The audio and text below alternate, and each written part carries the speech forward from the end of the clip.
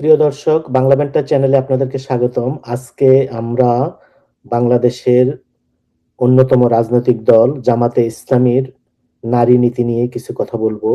বাংলাদেশের পরিবর্তিত রাজনৈতিক পরিস্থিতিতে জামাতে ইসলাম এখন গুরুত্বপূর্ণ একটি রাজনৈতিক দল। সুতরাং নারীর বিষয়ে তাদের দৃষ্টিভঙ্গি খুবই গুরুত্বপূর্ণ। সম্প্রতি কাতার ভিত্তিক সংবাদ মাধ্যম আল জাজিরাকে জামায়াতের আমির শফিকুর রহমান একটি সাক্ষাৎকার দিয়েছেন। ঢাকায় জামাত আমিরের বাসায় বসে সাক্ষাৎকারটি নিয়েছেন শ্রীনিবাসন জৈন। প্রায় আধা ঘন্টার এই সাক্ষাৎকারে একটি উল্লেখযোগ্য অংশে জামাতের নারী নীতি নিয়ে নানা প্রশ্ন করেন তিনি। জবাব দিতে গিয়ে নারীদের বিষয়ে তাদের পুরনো অবস্থানই তুলে ধরেন জামাতের আমির শফিকুর রহমান। তো সেখানে জামাতে ইসলামের আমির শফিকুর রহমান বলেছেন, কোন নারী কখনো তার দলের আমির হতে পারবেন না, কেননা তার ভাষায় আল্লাহ নারীদের সেভাবে সৃষ্টি করেননি এবং এটি পরিবর্তনযোগ্য নয়। তার দাবি, আসন্ন নির্বাচনে কোন দলই উল্লেখযোগ্য সংখ্যক নারী প্রার্থীকে মনোনয়ন দেয়নি, কারণ এটা বাংলাদেশের একটি সাংস্কৃতিক বাস্তবতা এবং বেশিরভাগ দেশই নারী নেতৃত্বকে বাস্তবসম্মত মনে করে না।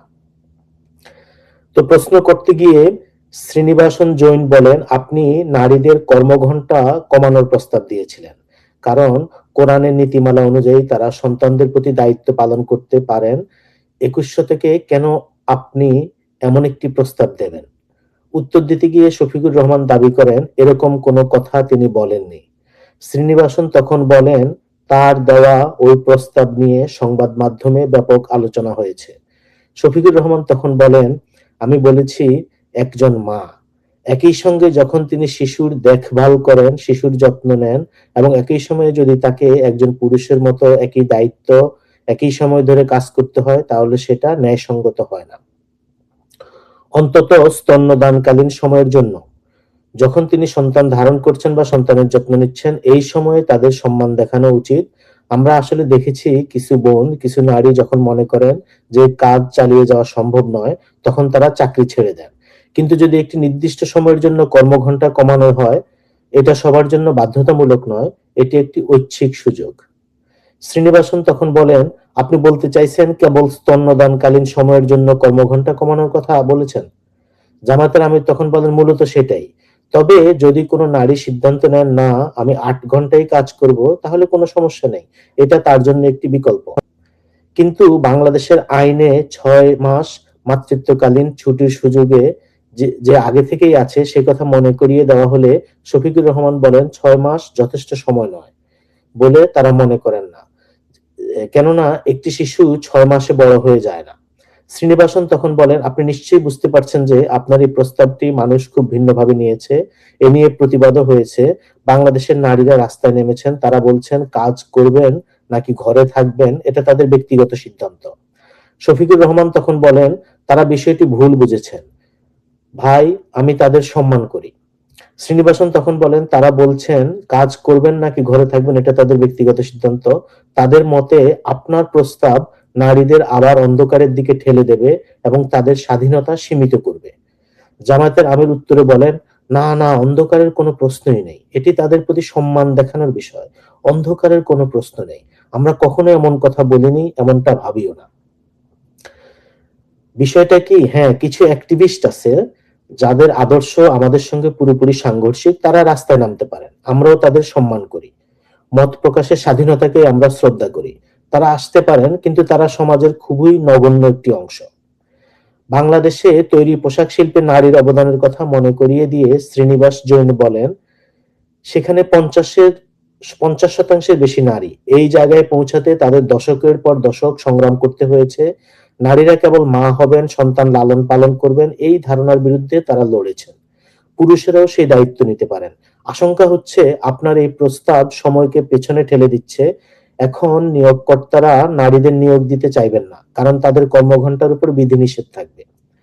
শফিকুর রহমান বলেন, এটা আপনার আশঙ্কা, কিন্তু বাস্তবতা তা নয়। আমার বক্তব্য দেওয়ার পরে আমি কয়েকটি পোশাক কারখানা পরিদর্শন করেছি। আমি কোথাও এমন কিছু দেখিনি, কোথাও না। বরং তারা স্বস্তি বোধ করছে। তারা বলছে, হ্যাঁ, আমরা 2 বছর বা 2.5 বছর পর আবার চাকরিতে ফিরতে পারবো।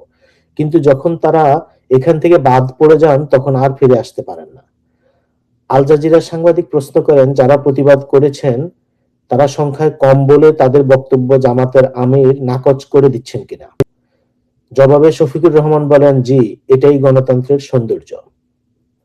এরপরে শ্রীনিবাস জৈন জামাতের আমিরকে নারী নেতৃত্ব নিয়ে কিছু প্রশ্ন বলেন। জামাতে ইসলামী কয়জন নারী প্রার্থী দিয়েছে? শ্রীনিবাস জৈন তখন বলেন, আপনি বললেন আপনি নারীদের সম্মান করেন এবং বিশ্বাস করেন যে নারীরা নেতৃত্বের জায়গায় যেতে পারেন। আমি কি জানতে চাইতে পারি এই সংসদ নির্বাচনে জামাতে ইসলামী কতজন নারী প্রার্থী দিয়েছে? জামাতের আমির তখন বললেন, না, একজনও না। তবে আমরা প্রস্তুতি নিচ্ছি। আমরা ইতোমধ্যে স্থানীয় সরকার নির্বাচনে অংশ নিয়েছি, যেখানে আমাদের বোনেরা প্রার্থী হয়েছেন এবং বিজয়ী হয়েছেন। ভবিষ্যতে আমরা সংসদ নির্বাচনেও এর জন্য প্রস্তুতি নিচ্ছি। তাহলে এই নির্বাচনে একজন নারী প্রার্থীও কেন নেই? সেই প্রশ্ন রাখা হয় শফিকুর রহমানের সামনে। জবাবে তিনি বলেন, আপনি দেখবেন অন্য কোনো দলেও উল্লেখযোগ্য সংখ্যক নারী প্রার্থী নেই, কারণ এটা বাংলাদেশের একটি সাংস্কৃতিক বাস্তবতা। আমরা এর জন্য প্রস্তুতি নিচ্ছি। এরপরে নারী জামায়াতের আমির হতে পারবে কিনা সেটা নিয়ে শ্রীনিবাস জৈন প্রশ্ন করেন। জবাবে তিনি বলেন, এটা সম্ভব নয়, এটা সম্ভব না। কারণ আল্লাহ প্রত্যেককে নিজস্ব সত্তা দিয়ে সৃষ্টি করেছেন। আপনি কখনো সন্তান ধারণ করতে পারবেন না, আর আমরা কখনো শিশুকে বুকে দুধ খাওয়াতে পারবো না। এটা সৃষ্টিকর্তার দেওয়া পার্থক্য।